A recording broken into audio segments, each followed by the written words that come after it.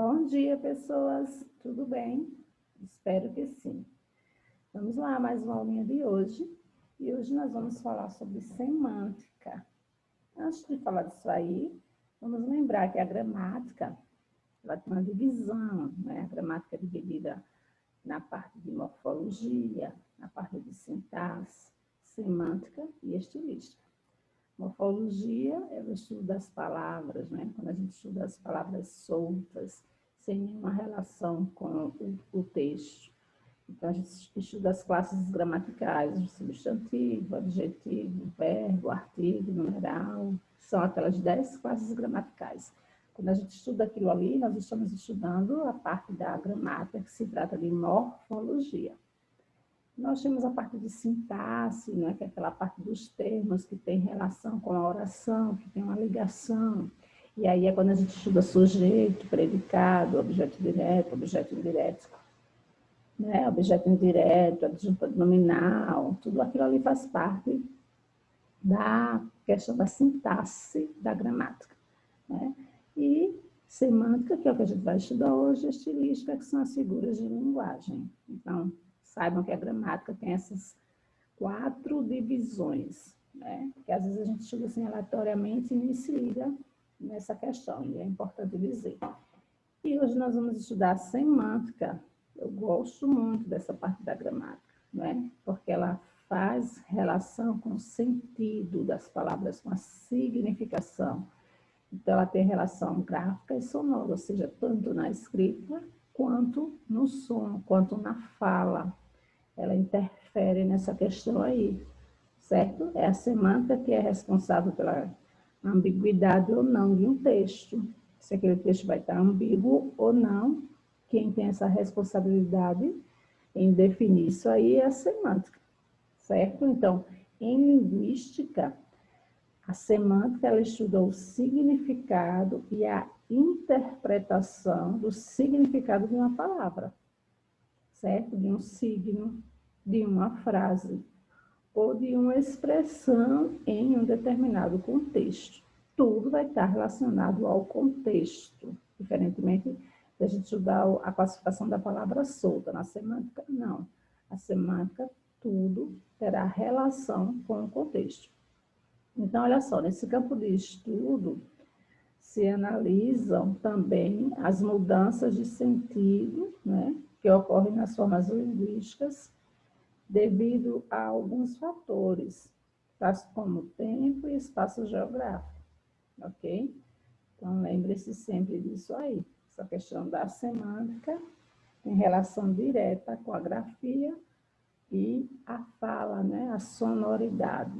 E, principalmente, claro, a significação das palavras. Então, semântica quer dizer sentido. Olha aí o que eu estava falando da questão da ambiguidade, porque a semântica ela é responsável por isso. Eu tenho aí 3 frases. Eu não encontro o banco, o burro do Paulo anda doente e ele é um gato. Veja que aí, por não estar bem elaborada essa frase, não está bem explicitada, ela traz uma ambiguidade. E quem é responsável por isso é a semântica. Porque quando eu digo eu não encontro o banco, esse banco eu posso estar me referindo ao banco da praça, certo? E posso estar me referindo ao banco instituição, né? Instituição financeira, o Banco do Brasil, Caixa Econômica, Bradesco, enfim. Então, essa frase aí não está clara, né? Porque a palavra banco, dependendo do contexto, ela tem vários significados. Isso é semântica. O burro do Paulo anda doente, né? Ninguém sabe se é o burro ou o animal, né? O burro que pertence ao Paulo, ou o burro, a gente costuma chamar as pessoas, né, que não entendem bem as coisas, é burro. Então, está chamando lá o Paulo de burro, certo? E o outro, ele é um gato, né? O gato animal mesmo, sentido real da palavra. E quando a gente acha um cara bonito, ai que gato, né? Claro que hoje vocês já utilizam aí outras palavras, aí era mais do meu tempo, né? Eita, que gatinho, que gato lindo. Então, isso aí, gente, tem relação direta com semântica, ok? Então, olha, o que é o campo semântico? O campo semântico refere-se às diferentes acepções que a palavra pode assumir. E o que são acepções, né? A gente acabou de ver lá, nos exemplos de banco, gato, certo? De burro, né? Acepções são os diversos significados que a palavra possui. Quando a gente vai pesquisar lá no dicionário, né? Vocês já se ligaram que, por exemplo, a gente vai pesquisar lá a palavra prato. Aí tem lá prato, tem número 1, 2, 3, 4, 5, sei lá. Aquilo ali é o significado da palavra prato. Prato pode ser o prato de comer, né? Aquele objeto lá. Prato pode ser aquela parte da bateria. Então, isso aí são acepções, são as acepções da palavra. Certo? Então, no dicionário a gente vai encontrar lá uma numeraçãozinha. Prato, significa a parte que a gente come, o objeto, o material. 2, aquela parte da bateria, entendeu? O elemento, não é? 3, e assim vai, certo? Então, isso quer dizer acepções, é o campo semântico da palavra. Olha aí a palavra bom, né? Carlos não está bom hoje, Carlos é um bom rapaz, Carlos teve um bom rendimento na prova e Carlos não está bom da cabeça. Então, veja que essa palavrinha aí tem várias acepções, diferentes acepções. Carlos não está bom hoje, o estado de saúde do Carlos não está muito bem, né? Carlos é um bom rapaz, o caráter do Carlos se refere aí, né? É um bom rapaz, um bom caráter. Carlos teve um bom rendimento na prova, esse bom aí quer dizer um resultado positivo, né? Atingiu uma média boa. E Carlos não está bom da cabeça relacionado à sanidade mental, ok? Então, aí são acepções que a palavra bom pode ter, os vários significados. Isso faz parte de semântica, claro, né? Diz respeito direto ao significado. Então, gente, nessas relações aí de significados, nós iremos estudar nessa aula de hoje a questão da polissemia, denotação, conotação, sinonímia e antonímia.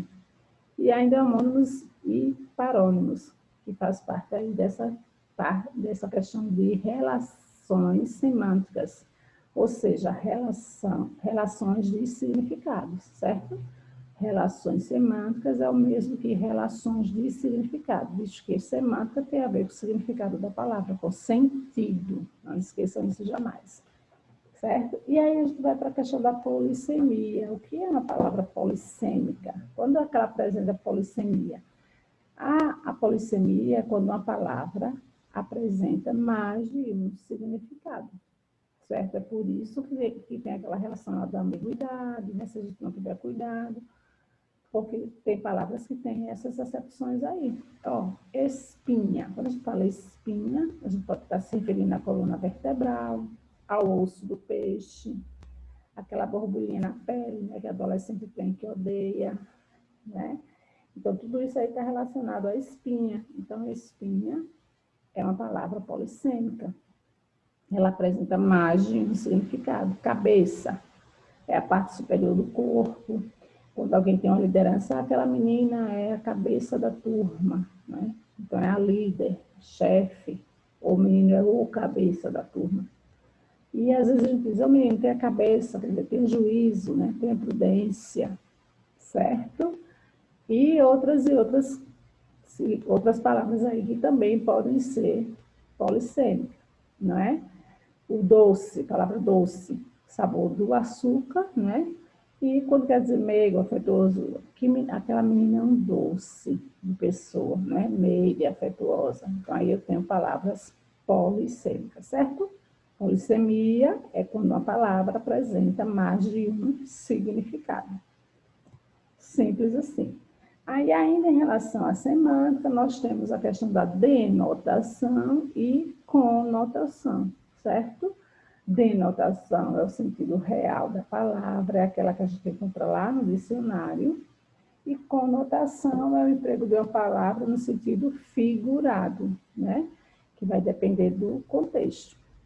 Então, para não confundir, às vezes os alunos dizem, professora, mas eu confundo muito quando é denotativo, quando é conotativo. É só fazer a relação, muito simples. De dicionário, denotativo, sentido real.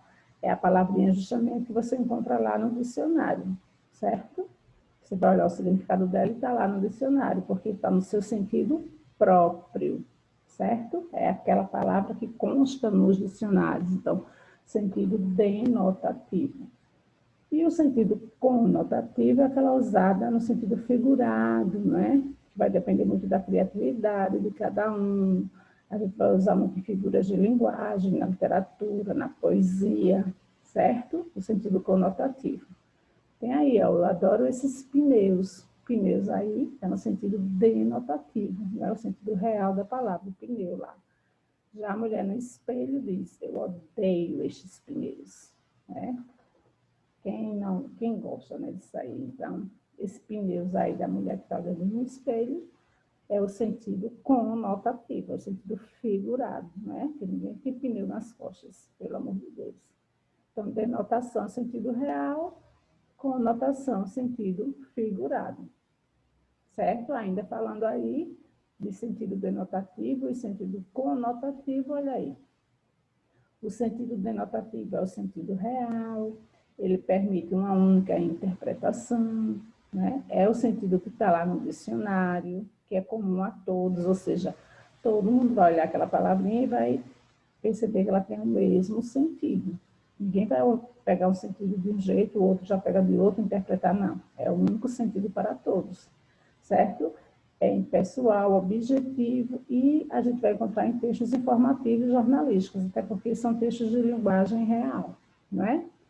Já o sentido conotativo é o sentido figurado, permite várias interpretações, certo? Vai depender do contexto do texto, da palavra, do período da oração, né? Ele é rico, expressivo, porque vai ter mais de um sentido. Pessoal, vai depender da interpretação de cada um, né? Subjetivo, vai exprimir os sentimentos. E onde eu vou encontrar essas palavrinhas? Em textos literários, publicitários, né? Em poemas, romances e propagandas, ok? E aí do lado tem alguns exemplos, né? As flores lindas da primavera já apareceram. Flores aí está no sentido denotativo, no sentido real da palavra. Mulheres são frágeis flores, né? Flores, sentido conotativo. Os cães ferozes latem pouco, pobres ladrões, cães da noite perdida e vã. O seu olhar ilumina toda a esperança eterna. A luz que ilumina o dia é natural. Meu coração é escola de samba. O amor hoje parece fosco. Então, tem aí os sentidos, né? Denotativo, sentido real, e o sentido conotativo, o sentido figurado. Coloquei algumas frases só para a gente realmente fixar melhor, ok? E aí nós vamos agora para a questão semântica, não é? Sinonímia e antonímia. Isso é muito fácil. Ah, Abrene, que palavrão é esse, professora? É, sinonímia e antonímia. É o mesmo que sinônimos e antônimos. A gente estuda isso aí desde, né? Lá o quarto ano, quinto ano, fundamental 1, já se estuda essa relação semântica das palavras aí, esse campo semântico, sinônimos e antônimos. Sinônimos são as palavras que têm o sentido idêntico, né? O significado idêntico.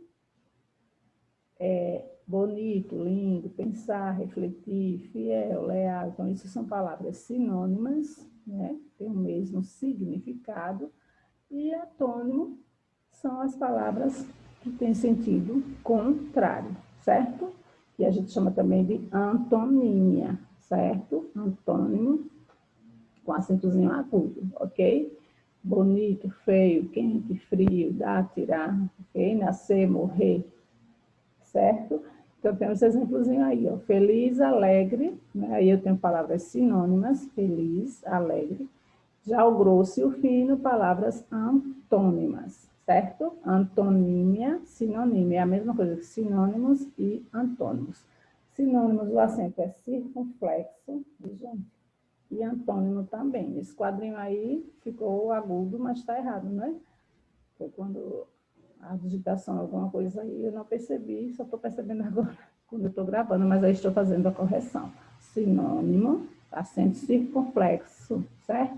Antônimo também, né? Não pode ser acento agudo, claro que o som é um som nasal, né? O som sai pelo nariz, ok? Então, aí eu tenho sinonímia e antonímia, certo? E aí nós vamos aí a relação gráfica e sonora, aquela questão da escrita, não é? E do som da fala. Então, algumas palavras, elas podem apresentar essa relação de identidade na grafia ou mesmo no som, mas ter significações diferentes.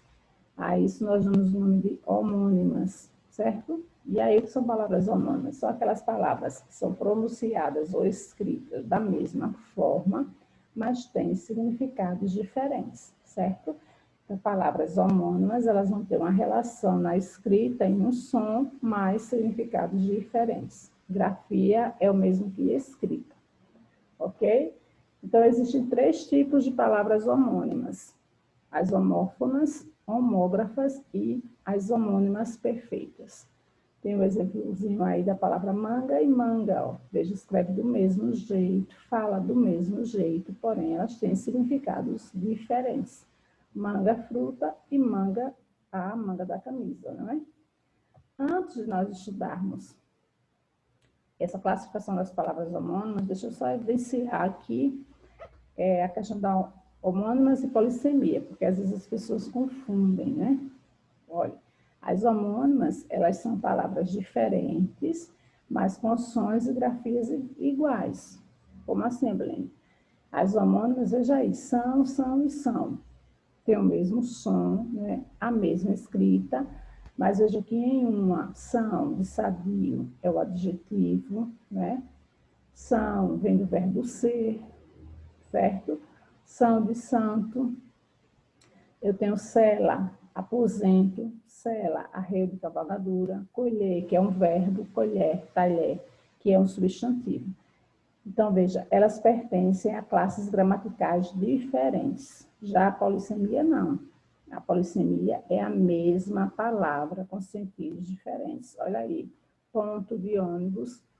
As meninas de vôlei marcaram um ponto e a costureira fará um ponto. Veja que todas essas palavrinhas aí, a palavra ponto, ela é um substantivo. Todas elas.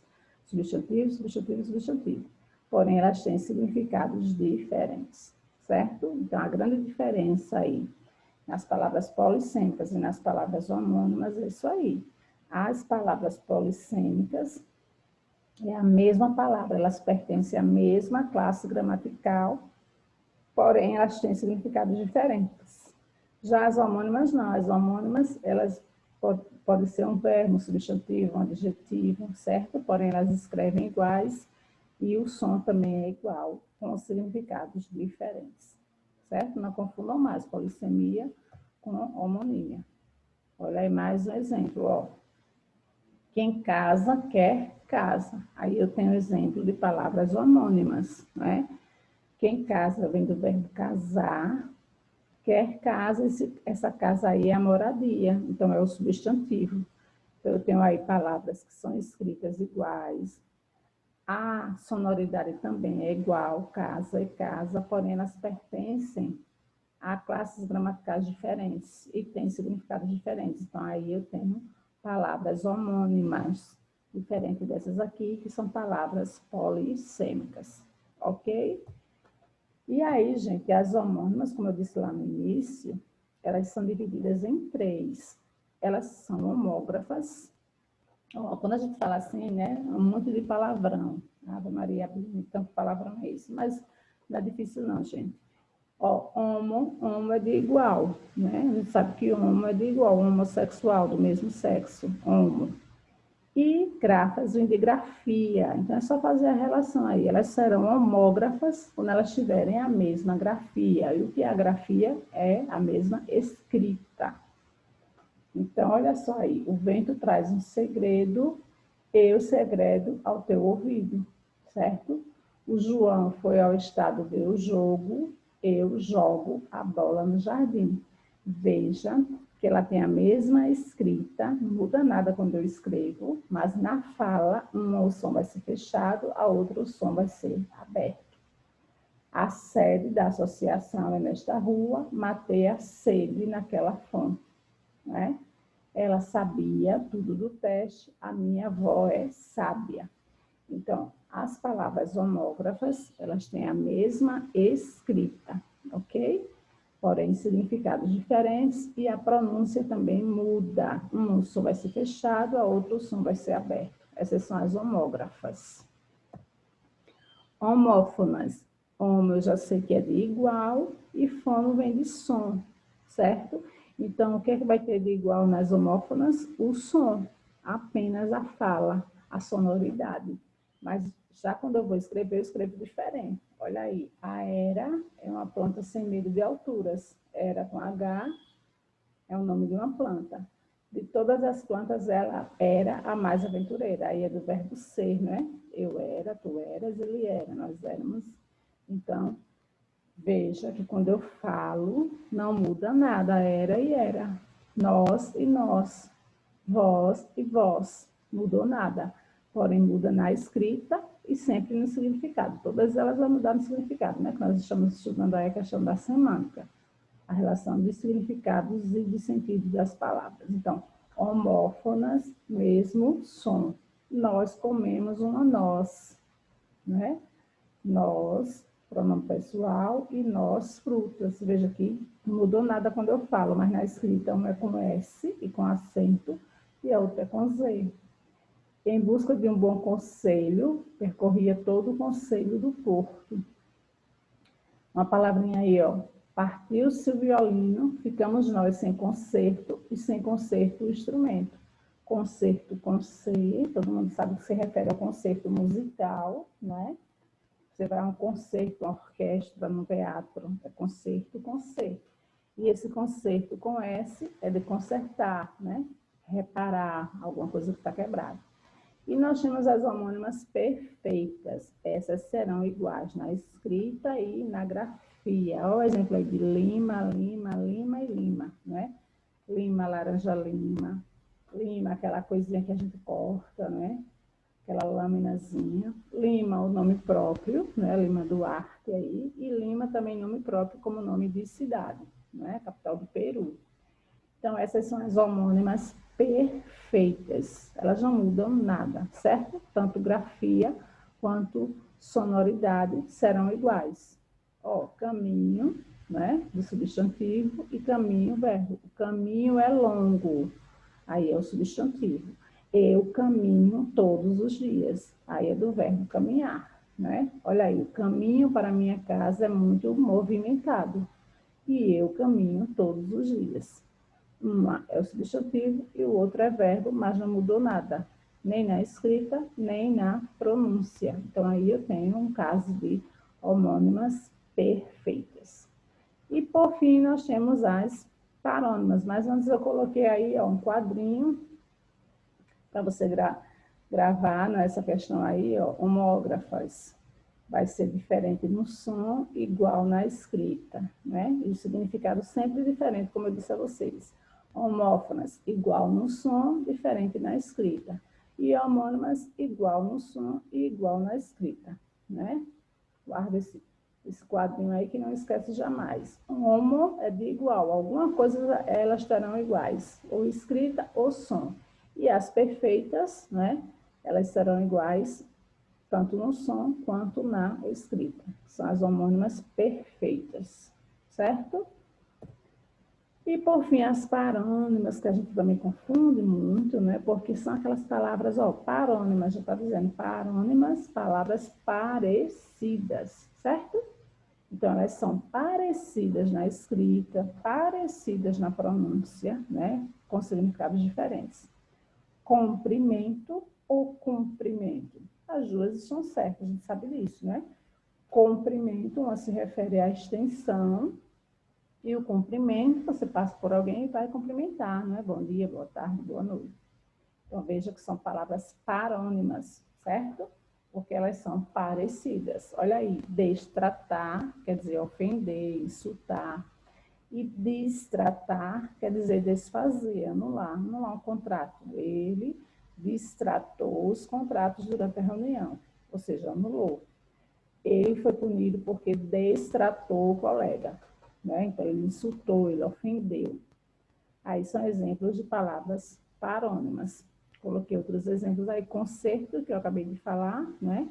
Com C, que se refere ao concerto musical, você vai ao concerto de uma orquestra, de um coral, né?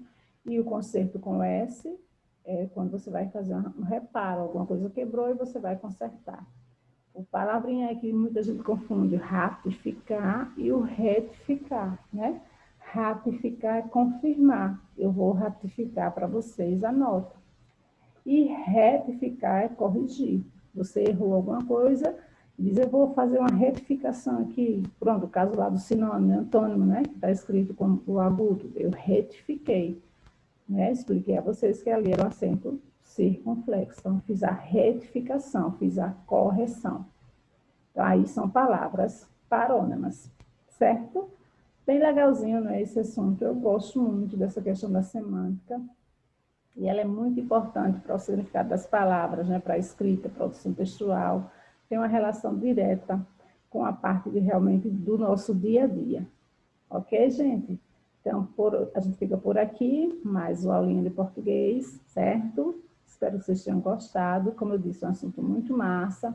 Qualquer coisa, revisa, volta o vídeo, né, para fixar bem esse assunto, tá bom? Fiquem com Deus, fiquem bem, beijo e até a próxima.